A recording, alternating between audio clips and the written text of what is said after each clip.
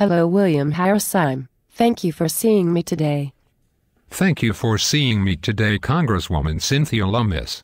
We need to chat about your backing of Congressman Paul Ryan's path to prosperity, where he wants to abolish Medicare. And you voted to approve this plan. I have to ask, what were you thinking? Each American man, woman and child's share of our $14 trillion in debt is nearly $45,000 and climbing with every second. Foreign countries like China are keeping our country afloat as the federal government borrows nearly 40 cents of every dollar it spends. Okay, I got that. We have a lot of debt, but listen, it didn't just start yesterday, or 2 years ago. It goes all the way back to at least 2001, if not further. Since then we had 2 wars not paid for. The Medicare Part D was unfunded and written by healthcare lobbyists.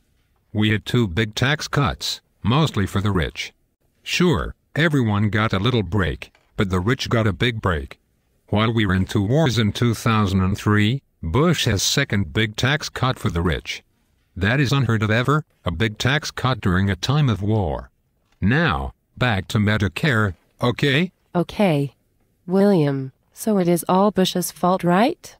Is that what you are saying? No, pay attention. He instigated the Great Recession through his flawed economic policies.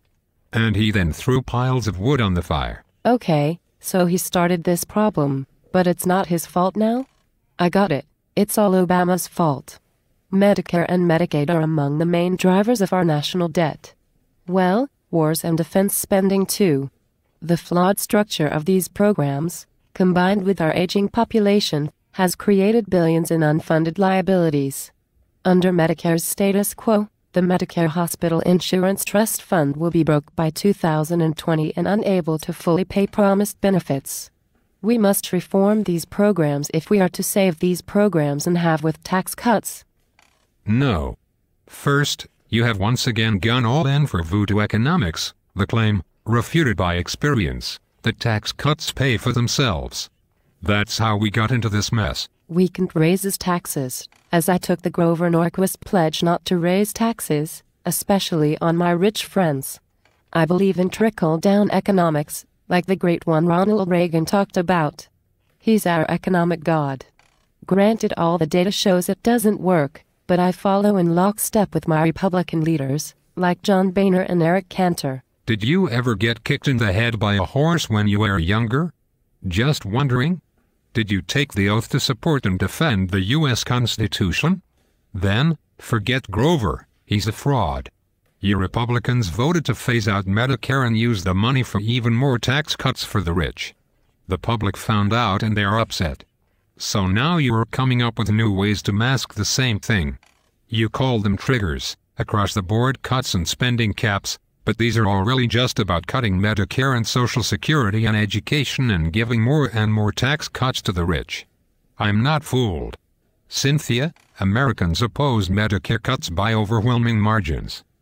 The path to prosperity is the path America must take to free itself from the shackles of debt and ensure the security of our safety net. The path to prosperity would make no changes in the Medicare benefit for seniors 55 and older. But those under 55 would be able to choose from a menu of guaranteed coverage options similar to those already offered to federal employees. The government would give more financial support to unhealthy and low-income seniors than it would the healthy and the wealthy. If your plan is so good, why not start it now, instead of waiting 10 years? The Ryan plan replaces Medicare with a premium support voucher that covers some of the cost of insurance. As if a sick 80-year-old can get insurance at all? The trick was to start the phase-out in 10 years, hoping people won't notice. You can go with that, but the average 65-year-old woman makes $14,000 a year income, on Social Security and with Ryan plan insurance. Insurance costs would be $12,000 a year, leaving them $2,000 a year to live on. What do you say to that? While this phase-out of Medicare cuts government spending, it just shifts that cost to the middle-class taxpayer and actually dramatically increases the overall costs. The Center for Economic and Policy Research calculates that it adds $7 in individual costs to my family and me for every $1 it cuts in government spending. But the mask that it cuts, government spending, gives them cover for even more tax cuts at the top. So, what other lies do you have? The path to prosperity would prevent Medicare from going broke. Blah blah blah. I support Ryan's plan and I reject everything offered by President Obama. President Obama's answer is more taxes for my rich millionaire and billionaire friends.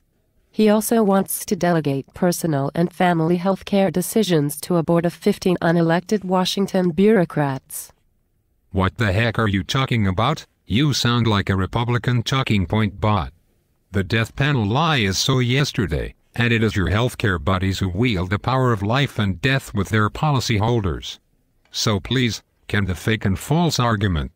Listen, Cynthia, the Affordable Care Act has parts that extend the life of Medicare. You don't cut out Medicare to extend tax cuts for millionaires and billionaires, your elite friends, and big oil. Politicians should learn the lesson of the New York 26th Congressional District. Don't mess with Medicare or Social Security. To fix the deficit, fix the causes of the deficit, invest in jobs through maintaining and modernizing our infrastructure, restore top tax rates to where they were before we had huge deficits, and, by the way, the Soviet Union is long gone, so cut military spending back to maybe only twice our nearest potential competitor. And cut big oil subsidies. Sarah told me about death panels, as she knows and reads everything. You sound almost like TV Johnny Barrasso when you say that. Look, Cynthia. Okay, I'll give you that, but I love the Ryan plan to end Medicare and give them vouchers instead. Wow, there is something in that Republican Kool-Aid in Washington, isn't there? You win. The Ryan plan sucks. Only kidding, but seriously, no taxes for the rich, ever. Us Republicans are pushing for a corporate oligarchy, so that explains a lot of what we do. Go IBM, go Microsoft, go Koch Industries, go big business. Go big money. Yay. Good night and good luck, Cynthia.